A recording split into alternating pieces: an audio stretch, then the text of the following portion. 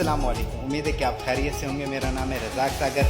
तो dear member, बात करेंगे Autosport.io की, जो 5/18/2023 को, ठीक है, इसी सन में लॉन्च हुआ है। यूएस का प्रोजेक्ट है और इसमें वर्किंग और नॉन वर्किंग इनकम शामिल है। और यकीन करो कि फ्री की इनकम जो आ रही है ना लोगों को, सब लोग मज़े कर रहे हैं। और इस सिस्टम में जो ज्वाइनिंग है $11 के साथ होती है, यानी कि 10 BUSD, यानी कि 10 BUSD और 0.003 BNB।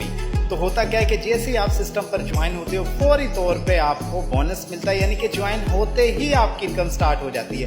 मुझे कोई ऐसा प्रोजेक्ट बताएं कि जिस पर आप ज्वाइन होते हो और आपको ज्वाइन होने पर भी बोनस मिले, आपकी BNB भी रिटर्न हो जाती है और आपको बोनस जो मिलता है वो अलग से मिलता है। तो ये है सिस्टम की पावर, और कम इन्वेस्टमेंट है। और इसके अंदर जो है ना प्रोग्राम एक है, 10 लेवल हैं, अनलिमिटेड रिसाइकल है, कोई रेड फ्रीज नहीं होता। तो इसलिए कहता हूँ कि